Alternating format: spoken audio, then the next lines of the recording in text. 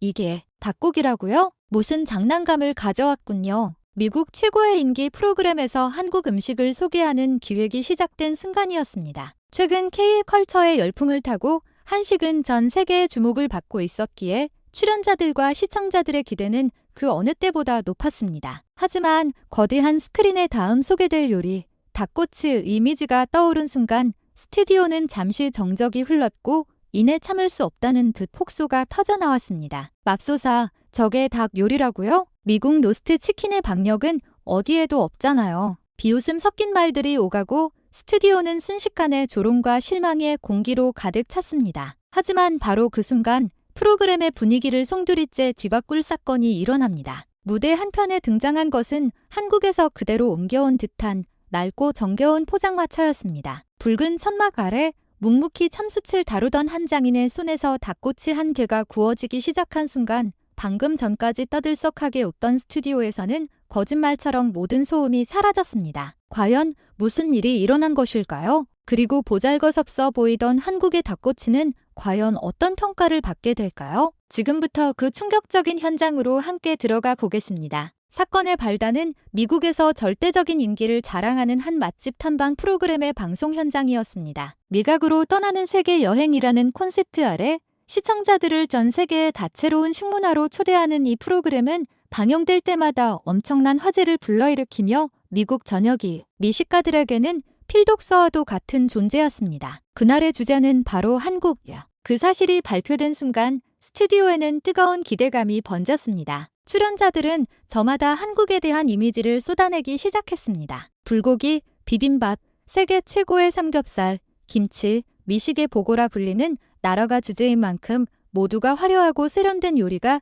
등장할 것이라 굳게 믿고 있었습니다. 하지만 스튜디오의 대형 스크린에 비친 요리의 이름의 분위기는 순식간에 차갑게 식어버렸습니다. 화면에 나타난 것은 로마자로 선명하게 적힌 디어 K 코치라는 글자였습니다. 닭고기를 작은 꼬치에 끼워 구워낸 한국의 대표적인 길거리 음식입니다. 진행자인 크리스의 설명에 스튜디오 전체는 순간 침묵에 잠겼습니다. 그리고 그 침묵은 오래지 않아 의아함과 실망이 뒤섞인 웃음소리와 웅성거림으로 바뀌기 시작했습니다. 미국에서 치킨이란 크고 호쾌하며 풍성한 식감의 상징이었습니다. 산더미처럼 쌓인 프라이드 치킨이나 추수감사절의 거대한 로스트 터키에 익숙한 그들에게 작은 나무 꼬치에 꽂힌 한 입 크기의 닭꼬치는 전체 요리에도 미치지 못하는 마치 어린아이 소꿉장난처럼 보였던 것입니다. 설상가상으로 진행자 크리스가 농담삼아 던진 한마디가 그 분위기에 기름을 부었습니다. 한국의 치킨은 정말 아담하군요. 아니, 솔직히 말해서 좀 초라하네요. 그 한마디는 순식간에 스튜디오 전체로 퍼져나갔고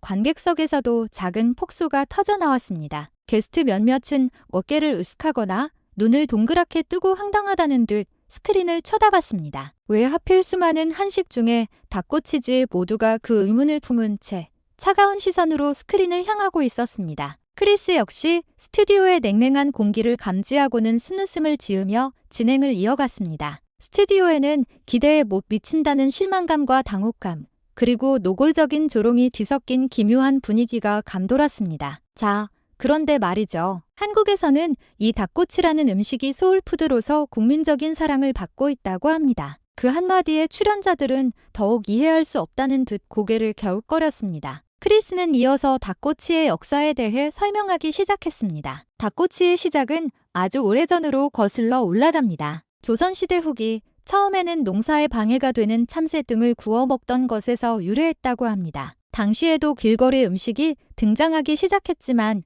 여전히 비싸서 서민들이 쉽게 접할 수 있는 음식은 아니었습니다. 닭꼬치가 대중적인 음식으로 자리 잡게 된 것은 1970년대 경제 발전과 함께 닭고기 값이 저렴해지면서부터였습니다. 그때부터 포장마차라 불리는 작은 길거리 가게들이 도시 곳곳에 생겨났고 퇴근길에 고단한 직장인들과 주머니 가벼운 서민들의 허기와 마음을 달래주는 이제는 누구나 아는 한국이 대표적인 메뉴가 되었다는 것입니다. 크리스가 그런 설명을 마치자 출연자 중 한 명이 참지 못하고 입을 열었습니다. 역사가 깊은 음식이라는 건 알겠습니다만 저렇게 작은 꼬치 하나가 국민들의 영혼을 달래는 음식이라니 솔직히 와닿지가 않네요. 어깨를 으쓱이며 던진 그 말에 스튜디오 한쪽에서 다시 웃음이 터져 나왔습니다. 여전히 닭꼬치에 대한 경시하는 분위기는 가시지 않았고 장내에는 반신반의하는 공기가 무겁게 떠다니고 있었습니다. 하지만 그 공기를 단번에 뒤집어버릴 존재가 마침내 스튜디오 중앙의 모습을 드러냈습니다. 이것은 한국에서 항공으로 직접 공수해온 진짜 포장마차입니다. 마치 서울의 낡은 골목길 한 귀퉁이를 그대로 잘라 가져온 듯한 생생한 모습에 관객들의 시선이 일제히 집중되었습니다. 당혹감과 흥분이 뒤섞인 웅성거림이 스튜디오를 감쌌습니다. 그 포장마차 앞에 한 남자가 조용히 섰습니다. 닭꼬치 외길 40년 장인 박성철입니다. 그는 10대 시절부터 닭꼬치의 길에 들어서 오로지 한 길만을 걸어온 인물이었습니다. 서울의 유명한 맛집에서 기술을 연마한 후 독립하여 허름한 포장마차에서 시작한 자신의 가게를 이제는 지역에서 줄 서서 먹는 명소로 키워낸 전설적인 장인이었습니다. 박 장인은 아무 말 없이 조용히 숯글을 위해 최고급 참숯을 정갈하게 배열하기 시작했습니다. 그리고 숯과 숯 사이에 불씨를 조심스럽게 놓고 수십 년간 손에 익은 낡은 부채로 천천히 바람을 불어넣었습니다. 타닥, 타다닥 작은 소리를 내며 불씨가 피어오르더니 이내 숯의 표면이 점차 붉게 물들어갔습니다. 숯을 배열하고 불을 피우고 부채로 바람을 보내 온도를 균일하게 맞추는 모든 동작이 놀라울 정도로 정확했으며 거기에는 단 하나의 군더더기도 찾아볼 수 없었습니다. 과묵한 인물이었지만 그의 손놀림에는 마치 한편의 우아한 춤을 보는 듯한 세련된 아름다움이 깃들어 있었습니다. 이날 박 장인이 준비한 닭꼬치는 세 종류였습니다. 먼저 파닭꼬치, 기름진 닭다리살과 향긋한 대파가 절묘하게 조화를 이루어 식욕을 자극하는 닭꼬치의 정석이었습니다. 다음은 소금구이 닭꼬치, 담백한 닭가슴살을 오직 소금으로만 간을 하여 재료 본연의 맛을 극대화하고 입안을 개운하게 해주는 역할을 했습니다. 그리고 마지막 비장의 무기, 고추장 양념 닭꼬치, 매콤달콤한 특제 고추장 소스와 고소한 치즈가 녹아들어 외국인들에게도 친숙하면서도 강렬한 맛을 선사하는 그야말로 필살기라 할 수 있는 한 꼬치였습니다. 하지만 스튜디오 안에서 들려오는 목소리는 여전히 신랄했습니다. 진심인가? 무슨 동네 축제 가판대 같잖아. 보기에는 귀엽긴 하네. 농담 섞인 말투였지만 그 속에는 명백한 경시의 뉘앙스가 배어 있었습니다. 이러한 반응은 다른 문화를 마주했을 때 사람들이 무의식적으로 취하는 본능적인 거리두기라고도 할 수 있을 것입니다. 이해하려 하기 전에 마음의 문을 닫아버리는 것, 그것은 마치 일종의 방어 본능과도 같았습니다. 스튜디오의 조명이 어두워지고 대형 스크린의 영상이 투사되었습니다. 프로그램 진행의 일환으로 준비된 한국의 닭꼬치 문화를 소개하는 도입비 2I였습니다. 그것은 미국 시청자들에게 닭꼬치의 배경을 전달하는 것을 목적으로 한 일종의 예습과도 같은 영상이었습니다. 영상이 시작되자 스크린에는 서울 을지로의 밤 풍경이 비쳤습니다. 고층 빌딩이 질비한 도심의 틈새를 비집고 붉은 포장마차의 불빛이 끝없이 이어진 골목길, 조명이 번진 길 위로 넥타이를 느슨하게 푼 직장인들이 지친 발걸음을 옮기고 있었습니다. 일과에 시달린 피로가 소주 한 잔과 닭꼬치의 고소한 향기에 이끌려 녹아내리는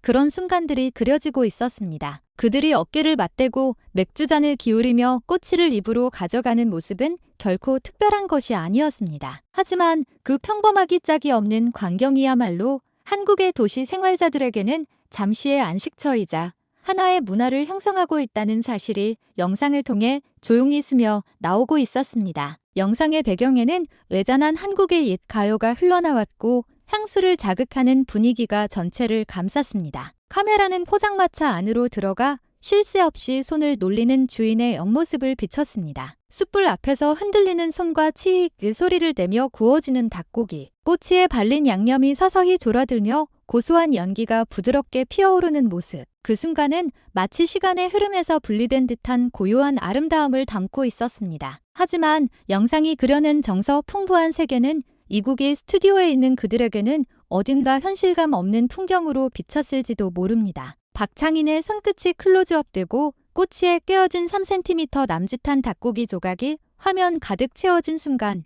반응은 더욱 노골적으로 변했습니다. 이게 더라고요? 닭고기 미니어처인 줄 알았네. 이 말을 시작으로 스튜디오에는 폭소가 터져나왔습니다. 주위의 게스트들도 질세라 차례차례 말을 보탰습니다. 어떤 이는 파닭꼬치를 보고 채소를 섞어서 양을 불리려는 꼼수 아니냐, 너무 성의 없다고 비웃었고 또 다른 이는 저녁 식사에 이게 나온다면 울어버릴 거다라고 단언했습니다. 미국에서 닭 요리라 하면 무엇보다 볼륨이 생명이었습니다. 로스트 치킨이라면 닭 한 마리를 통째로 굽는 것이 당연했고 프라이드 치킨은 산더미처럼 쌓여 나와야 했습니다. 바비큐에서는 두툼한 가슴살에 소스가 듬뿍 뿌려져 있었습니다. 맛의 강렬함, 양의 푸짐함, 그리고 시각적인 임팩트야말로 맛 위 기준이었습니다. 반면 한국의 닭꼬치는 절제의 미학에 기반한 요리였습니다. 재료 본연의 맛을 어떻게 최대한 끌어낼 것인가, 어느 타이밍에 구워야 가장 육즙이 풍부할 것인가, 어떤 조합이 가장 조화로울 것인가, 모든 것이 섬세한 감각의 축적을 통해 성립되는 것이었습니다. 하지만 그 치밀함이 호쾌함을 선호하는 미국인들의 감각에는 초라하고 부족하게 비쳤던 것입니다. 작고 눈에 띄지 않는 닭꼬치는 그들의 가치관에서는 아직 그 진가를 이해받지 못하고 그저 웃음거리로 받아들여지고 말았습니다. 하지만 바로 그 순간 모니터에 전환된 영상이 관객들의 숨을 멎게 했습니다. 화면에 비친 것은 아까부터 묵묵히 작업을 계속하던 박창인의 모습이었습니다. 수치를 조절하고 불의 세기를 맞추고 눈앞의 꼬치에 모든 신경을 집중하는 그의 등. 누구의 말에도 반응하지 않고 누구의 웃음소리에도 귀 기울이지 않고 오직 닭꼬치와 진지하게 마주하고 있는 모습이었습니다. 그 자태에는 무언가 사람의 마음을 끌어당기는 힘이 있었습니다. 왠지 멋있는데 저 사람. 아직 스튜디오의 대다수는 웃고 있었지만 그 웃음의 그늘에서 미미한 동요가 싹트기 시작하고 있었습니다. 숯불에 손을 갖다 대는 장인의 모습에는 단순한 퍼포먼스를 넘어선 진심이 깃들어 있었습니다. 웃음으로 가득 찬 공간 속에서 그 조용한 불꽃은 마치 숨을 죽인 채 타오르고 있었습니다. 한국의 닭꼬치를 소개하는 비트 아이 끝나자 마치 무대가 순식간에 전환된 것처럼 화려한 연출이 스튜디오를 감쌌습니다. 이번에는 미국이 자랑하는 치킨의 주역, 거대한 로스트 터키의 등장이었습니다. 한국의 닭꼬치와 미국의 터키를 비교한다는 연출의 일환이었지만 그 순간 스튜디오의 공기는 명백하게 한쪽으로 기울었습니다. 무대 중앙으로 천천히 운반되어 오는 로스트 터키. 황금빛으로 잘 구워진 껍질은 윤기 있게 빛을 반사했고 나이프가 들어가자 풍부한 육즙이 흘러나와 관객들의 시선을 단숨에 사로잡았습니다. 스튜디오에는 환호와 박수가 터져나왔습니다. 객석 곳곳에서 미소가 터져나왔고 누구나 그 압도적인 존재감에 찬사의 시선을 보내고 있었습니다. 그야말로 이것이 바로 치킨 요리의 왕이다라고 말하는 듯한 분위기가 순식간에 장내를 지배했습니다. 터키 다리살을 손에 든 게스트가 호쾌하게 한 입 베어 물고는 만족스러운 듯 고개를 끄덕였습니다. 볼이 미어 터져라 그 맛을 음미하며 자신도 모르게 눈을 가늘게 뜨는 모습에 주위의 게스트들도 차례차례 손을 뻗기 시작했습니다. 접시 위에 펼쳐진 로스트 터키의 단면에서는 육즙과 기름이 흘러나왔고 고소한 향기가 공기 중으로 퍼져나갔습니다. 그 향기에는 로즈마리와 마늘, 훈연의 뉘앙스가 겹쳐져 식욕을 돋우는 복합적인 여운이 감돌고 있었습니다. 이러한 허브와 훈연의 풍미는 미국에서는 아주 일반적인 양념법이며 많은 사람에게 익숙한 과정의 맛이기도 했습니다. 실제로 미국에서는 대형 마트 매장에서 로티서리 치킨이라 불리는 조리된 통닭구이가 일상적으로 판매되고 있으며 예를 들어 코스트코에서는 연간 1억 마리 이상이 팔린다고도 합니다. 조리가 다 되어 있고 저렴하며 간편하게 먹을 수 있다는 이유로 로스트 터키와 치킨은 저녁 식사의 구세주 같은 존재가 되어 있었습니다. 그 인기의 배경에는 문화적인 역사도 있습니다. 추수감사절이라고 하면 칠면조가 주역으로 자리 잡고 있지만 20세기 초까지만 해도 로스트 치킨을 둘러싼 가정도 많이 볼 수 있었습니다. 대량 생산된 칠면조가 일반 가정에 보급된 것은 산업혁명 이후의 일이며 그 이전에는 로스트 치킨이 축제와 단란함의 상징이었던 시대도 있었습니다. 그러한 배경을 생각하면 로스트 터키는 단순한 요리가 아니라 미국인들에게 있어 기억과 자부심을 담은 존재라고도 할 수 있을 것입니다. 당당한 크기, 향기로운 스파이스, 그리고 가족과 함께 둘러앉아 먹었던 추억, 그 모든 것이 합쳐져 스튜디오의 공기는 이건 우리가 이겼다는 확신으로 가득 찼습니다. 출연자들의 코멘트 역시 승리를 의심하지 않는 말들로 넘쳐났습니다. 그 흐름 속에서 한 게스트가 웃으며 말했습니다. 아까 그 닭꼬치 말이야. 저거 3개를 먹어도 이 터키 한 조각을 못 이기겠는데? 그 농담이 다시 한번 스튜디오를 웃음의 소용돌이로 몰아넣었습니다. 스튜디오 전체는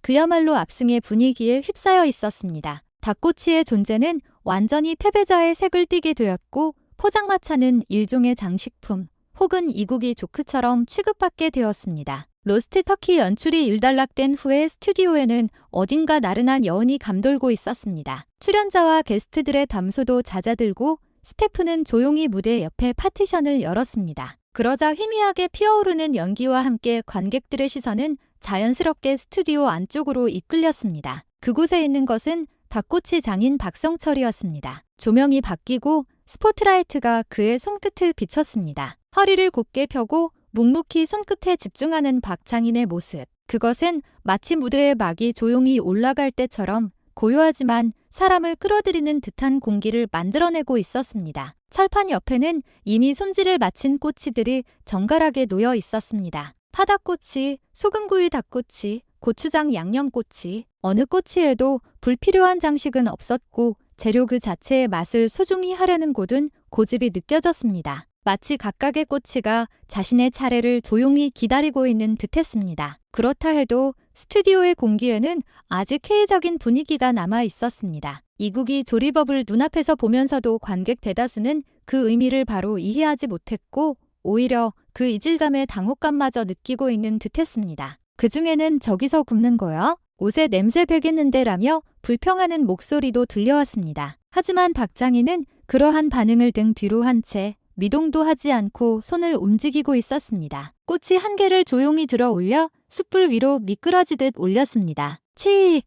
닭꼬치가 구워지는 소리가 공기를 가른 그 순간 스튜디오 전체에 작은 긴장감이 흘렀습니다. 천장을 향해 피어오르는 하얀 연기와 함께 향기가 스튜디오 전체로 퍼져나가기 시작했습니다. 닭 기름이 숯에 떨어지고 양념이 글리며 만들어내는 복합적인 향기. 고소하면서도 어딘가 달콤하고 그리고 신기하게도 그리운 듯한 냄새가 스튜디오의 공기를 서서히 감싸기 시작했습니다. 그러자 그때까지 웃고 있던 사람들의 얼굴에 미미한 변화가 나타나기 시작했습니다. 진행자 크리스는 뭔가 고소한 냄새가 나는데 라며 신기한 듯한 표정을 지었습니다. 옆에 있던 게스트도 코를 킁킁거리며 너무 나쁘지 않은데 라고 답했습니다. 박장인은 손끝으로 숯의 온도를 가늠하며 묵묵히 꼬치를 뒤집었습니다. 손목의 각도, 부채질의 색이, 양념을 바르는 타이밍. 그 하나하나가 경험으로 축적된 군더더기 없는 움직임이었으며 그야말로 장인의 경지였습니다. 어느덧 관객들의 시선은 모두 그에게 집중되어 있었습니다. 꼬치가 한 개,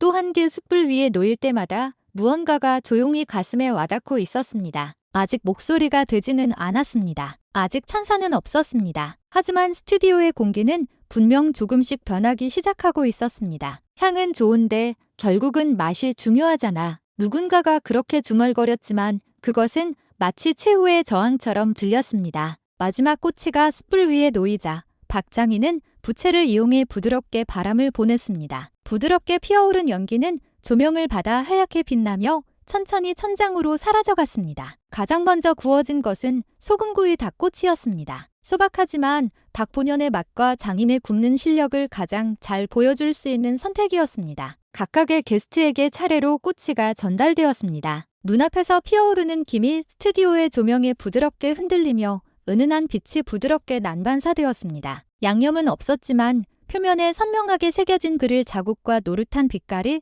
불의 세기와 시간의 절묘한 균형을 이야기해주고 있었습니다. 게스트들은 꼬치를 손에 들었지만 어딘가 반신반의하는 표정을 지으며 그것을 가만히 쳐다보고 있었습니다. 하지만 그것을 입에 가져간 순간 스튜디오의 공기가 훅 하고 바뀌었습니다. 가장 먼저 사라진 것은 소리였습니다. 옹성거리던 관객석이 갑자기 침묵으로 바뀌었습니다. 진행자의 표정이 조용히 굳어진 것처럼 움직임을 멈췄습니다. 하지만 그것은 당혹감도 곤란함도 아닌 예상을 뛰어넘는 경험에 대한 무언의 경이었습니다. 그 침묵은 주위로 전염되어 갔습니다. 다음으로 꼬치를 손에 든 출연자도 마찬가지로 말을 잃었습니다. 바삭 소리를 내는 껍질, 부드럽게 풀어지는 속살, 씹을수록 배어나오는 담백한 닭고기의 육즙과 찬수채 향이 입안을 가득 채웠습니다. 최소한의 소금간은 오히려 닭고기 본연의 깊은 감칠맛을 극대화했습니다. 화려한 연출과는 거리가 먼 맛이었지만 확실하게 마음에 남는 무언가를 전달해주고 있었습니다. 조금 전까지 너무 작다고 조롱받던 그 크기도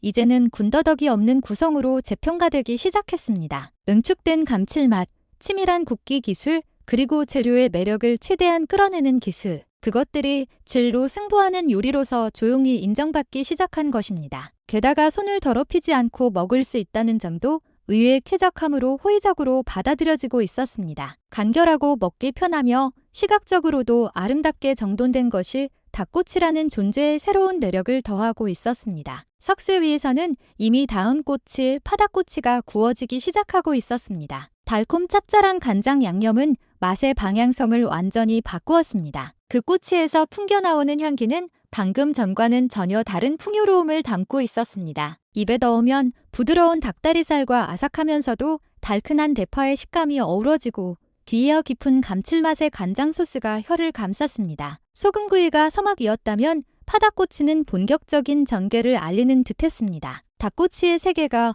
얼마나 다채로운지를 보여주고 있었습니다. 시선은 자연스럽게 박장인의 손끝으로 모이기 시작했습니다. 굽고 뒤집고 양념을 바르고 그리고 바람을 보내는 그 반복적인 동작 하나하나가 단순한 조리가 아니라 하나의 예술로서 인식되어 갔습니다. 박장인 역시 아무 말 없이 화려한 연출도 없이 그는 그저 묵묵히 자신의 일을 완수하고 있었습니다. 그리고 그 한결같은 모습이야말로 관객들의 마음에 가장 깊이 남는 인상이 되고 있었습니다. 우스꽝스럽게 여겨졌던 포장마차, 이질적이라며 비웃음 샀던 조리법, 아이들 간식이라 조롱당했던 닭꼬치. 그 모든 것이 이제는 존경의 시선 속에 있었습니다. 닭꼬치가 역전한 것이 아니었습니다. 원래 그곳에 있던 가치가 마침내 발견된 것에 지나지 않았습니다. 공기를 바꾼 것은 큰 목소리도 화려한 연출도 아닌 단 한 개의 꼬치에 담긴 진심, 그리고 장인의 의지였습니다. 소금구이, 그리고 파닭꼬치. 단 두 개의 꼬치가 스튜디오의 공기를 근본부터 바꾸어 놓았습니다. 한때 닭꼬치를 경멸하던 사람들의 모습은 어디에도 찾아볼 수 없었습니다. 남아있는 것은 침묵과 집중, 그리고 석쇠를 바라보는 진지한 시선뿐이었습니다. 그 변화를 알았는지 혹은 처음부터 모든 것을 내다보았는지 박 장인은 세 번째 꼬치에 조용히 불을 올렸습니다. 마지막을 장식할 것은 고추장 양념 닭꼬치. 닭꼬치의 틀을 넘어서는 일품으로서 만반의 준비를 하고 의도된 메뉴였습니다. 잘게 다진 닭고기로 만든 완자 위에는 고소하게 구워진 치즈가 녹아내려 있었습니다. 불을 받아 지글지글 소리를 내며 구워지는 그 모습은 시각과 청각을 동시에 자극했고 부드럽게 피어오르는 매콤달콤한 향기가 후각을 감쌌습니다. 보기에도 강렬하고 그러면서도 어딘가 사랑스럽게 보였습니다. 한때 초라하다고 조롱받았던 닭꼬치의 모습은 이제 어디에도 없었습니다. 스튜디오의 시선은 한 점에 집중되었습니다. 열기를 머금은 꼬치를 향해 모두가 입을 다물고 향기 너머에 있는 맛을 상상하고 있었습니다. 이윽고 다 구워진 고추장 양념 꼬치가 접시에 담겨 차례로 게스트들에게 건네졌습니다. 꼬치를 쥔 손에는 자연스럽게 긴장감이 흘렀습니다. 웃음도 없고 말도 없었습니다. 그저 향기에 이끌리듯 입가로 가져가 조심스럽게 한 입에어 물었습니다. 그 순간 누군가의 미간이 움찔하고 움직였습니다. 양념의 달콤함, 치즈의 고소함, 그리고 닭고기 완자의 부드러운 식감이 혀 위에서 눈부시게 녹아내렸습니다. 씹을수록 터져나오는 육즙이 놀라울 정도로 부드럽게 퍼져나가 목구멍 깊숙한 곳까지 확실하게 맛이 따라왔습니다. 기름지지는 않았지만 만족감은 확실하게 남았습니다. 그 여운의 깊이의 말을 찾으면서 모두가 조용히 고개를 끄덕이고 있었습니다. 지금까지 미국에서는 양과 화려함이야말로 미덕으로 여겨져 왔습니다. 하지만 지금 단 한 개의 꼬치가 그 가치관을 뿌리부터 흔들고 있었습니다. 놀라운 것은 그 맛의 완성도였습니다. 고소하게 구워진 표면의 식감, 씹을수록 퍼지는 고기의 감칠맛, 그리고 양념과 소금이 끌어내는 절묘한 밸런스. 어느 것 하나 지나치게 주장하지 않으면서도 확실히 기억에 남는 맛이었습니다. 맛의 농도가 아닌 깊이로 승부하는 이 한 꼬치에 미국의 패스트푸드 문화와는 전혀 다른 철학이 살아 숨쉬고 있다고 많은 사람이 느꼈을 것입니다. 게다가 이토록 치밀하고 감정을 흔드는 듯한 맛의 전개 또한 그들에게는 거의 처음 겪는 경험이었습니다. 단순한 닭고기의 변주가 아니라 한 꼬치마다 의미가 있고 구성이 있고 이야기가 있었습니다. 소금구이가 마음의 문을 두드리고 파닭꼬치가 새로운 감성을 이끌어내며 고추장 양념꼬치가 만족과 놀라움의 여운을 남기는 것. 그것은 마치 전체 본 요리, 디저트처럼 계산된 꼬치 풀코스였던 것입니다. 문득 누군가가 무심코 내뱉은 한마디가 그 모든 것을 상징하고 있었습니다. 한 바퀴 더 돌면 안 될까요? 그 질문을 부정하는 사람은 단 한 명도 없었습니다. 소금구이부터 시작해 파닭꼬치로 분위기를 돋우고 고추장 양념꼬치로 마무리하는 그 흐름을 다시 한번 맛보고 싶다고 모두가 느끼고 있었습니다. 탁꼬치 이면에 이토록 깊은 세계가 있다는 것을 아무도 몰랐습니다. 그리고 이 코스를 유일무이한 것으로 만든 것은 무엇보다도 박성철이라는 장인의 존재였습니다. 말없이 뒤돌아보지도 않고 그저 한결같이 진지하게 마주하는 그의 등에는 요리를 넘어선 장인의 모습이 있었습니다. 숯의 온도를 읽고 재료가 내는 소리에 귀를 기울이고 연기가 피어오르는 모양을 살피며 불과 대화를 거듭하면서 모든 판단을 순식간에 쌓아 올리는 것. 그 일거수일투족은 섬세하면서도 어딘가 압도적인 설득력을 띠고 있었습니다. 기술이 아닌, 말이 아닌 그의 존재 방식이 꼬치를 통해 관객들의 가슴에 조용히 전해지고 있었습니다. 이윽고 박수가 자연스럽게 터져나왔습니다. 그것은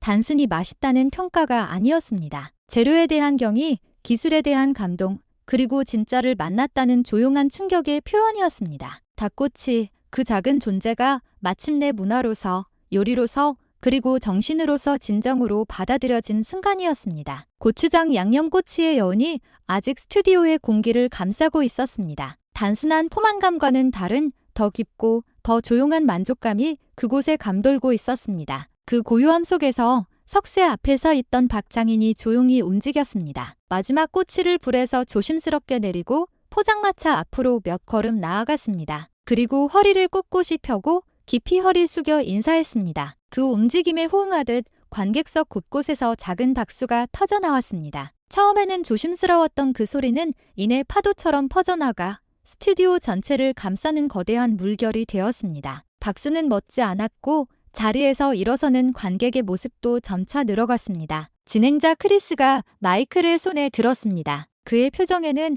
언제나의 경쾌함이 아닌 어딘가 진지한 빛이 감돌고 있었습니다. 조금 멋쩍은 득 시선을 피하며 그는 천천히 말을 이어나갔습니다. 처음에 닭꼬치를 초라하다고 표현한 것은 자신이었다고 그는 솔직하게 인정했습니다. 지금 돌이켜보면 그 한마디가 자기 자신의 귀에도 부끄럽게 울린다고 말했습니다. 스튜디오에는 공감과 부드러운 웃음이 섞인 따뜻한 박수가 퍼져나갔습니다. 그리고 그때 박 장인이 처음으로 입을 열었습니다. 그 목소리는 조용하고 낮았으며 어딘가 먼 곳을 보는 듯한 울림을 가지고 있었습니다. 지금까지 일절 이야기하지 않았던 생각을 조금씩 정성스럽게 말로 바꾸어 갔습니다. 닭꼬치는 작은 음식일지도 모릅니다. 화려한 모양새도 없고 거창한 연출도 없습니다. 하지만 그 한 꼬치에 담는 정성과 시간은 어떤 요리에도 결코 뒤지지 않는다고 자부합니다. 닭고기를 손질하는 법, 꼬치에 끄는 순서, 참수채 불 조절, 양념이 스며드는 시간. 그 어느 것 하나라도 부족하면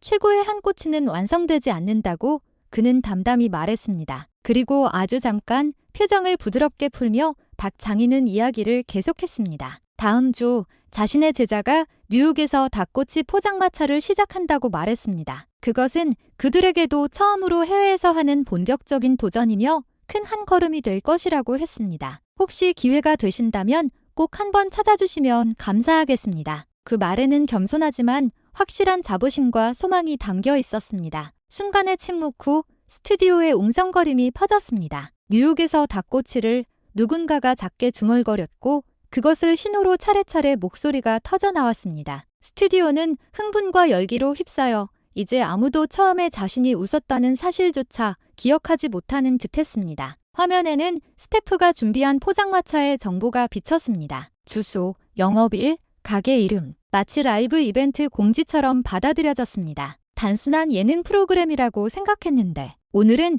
정말 제대로 된 발견이 있었어. 마음이 움직였다고. 그 말에 다른 출연자들도 조용히 고개를 끄덕였습니다. 아무도 말을 보태려 하지 않았습니다. 왜냐하면 그것이야말로 이 프로그램이 전한 해답 그 자체였기 때문입니다. 크리스가 천천히 시선을 카메라로 향하고 시청자를 향해 말을 걸었습니다. 처음에는 아무것도 기대하지 않았습니다. 오히려 웃어넘길 생각이었습니다. 하지만 한 입의 만남이 가치관을 바꿀 수 있다는 것.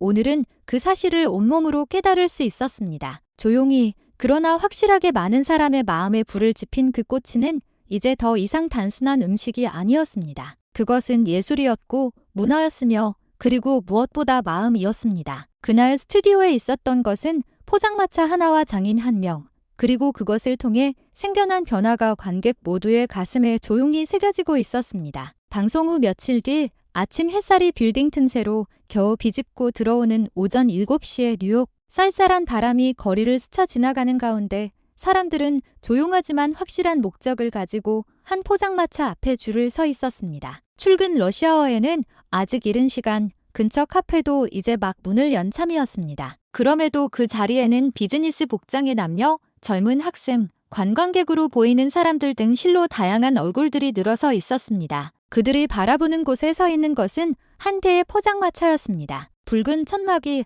아침 바람에 나부끼고 덱코치라고 쓰인 로마자가 눈에 들어왔습니다. 옆에 내걸린 간판에는 한국 장인의 직전 참숯 닭꼬치 드디어 상륙이라고 크게 쓰여 있었고 그 아래에는 박 장인의 근엄한 옆모습을 담은 사진 한 장이 붙어 있었습니다. 포장마차에 서 있는 것은 박 장인의 제자 준호였습니다. 젊음과 약간의 긴장이 섞인 표정 너머에는 불과 진지하게 마주하는 자의 각오가 배어 있었습니다. 참숯을 정성스럽게 배열하고 바람을 보내 불을 피우는 그 손놀림에는 스승에게 물려받은 기술과 조용한 자신감이 깃들어 있는 듯했습니다. 그 무렵 SNS 타임라인에는 같은 내용의 게시물이 속속 올라오기 시작했습니다. 뉴욕 닭꼬치, 닭꼬치 혁명과 같은 해시태그가 줄을 이었습니다. 방송을 본 사람들은 출연자들의 흥분된 반응과 조용한 감동에 이끌려 그 닭꼬치가 도대체 어떤 맛이었을까라며 호기심을 불태우고 있었습니다. 한편 방송을 보지 못했던 사람들도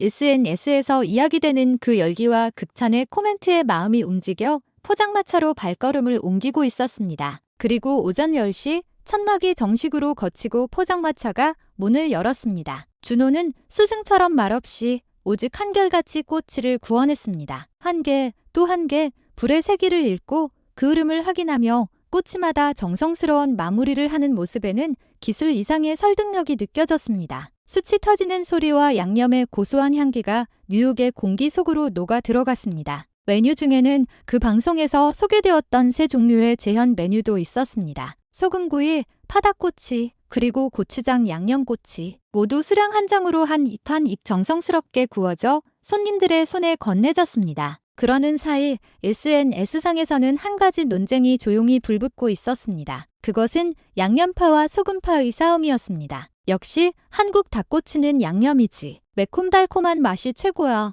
아니야. 심플한 소금구이야말로 재료 본연의 맛이 살아있어. 한국 닭꼬치가 그걸 가르쳐줬다고 뉴요커들은 저마다의 입맛에 따른 감상을 올렸고 댓글 창에서는 의견이 오갔습니다. 일부 미디어는 닭꼬치 대첩이라며 특집 기사를 낼 정도의 열기를 보였습니다. 한 인터뷰에서 제자 준호는 스승 박장인의 가르침을 이렇게 전했습니다. 양념도 소금도 어느 쪽이 위라는 것은 없습니다. 하지만 스승님께서는 고기 질이 좋은 부위일수록 소금으로 승부해야 한다고 가르쳐 주셨습니다. 그 말이 또 한 번 파문을 일으켜 다시 논쟁에 불을 붙였습니다. 하지만 그 열기는 대립이 아닌 관심 외 증거였고 사람들의 호기심을 자극하며 미각의 탐구로 이끌고 있었습니다. 한 개의 꼬치가 국경을 넘어 사람의 마음에 불을 지피는 것. 그것은 단순한 맛이 아니었습니다. 계승된 장인의 진심과 불을 마주하는 각오가 그곳에 있었습니다. 닭꼬치는 지금 미국의 땅에 그 존재를 깊이 새기기 시작하고 있었습니다. 뉴욕에서 조용히 시작된 한 대의 포장마차는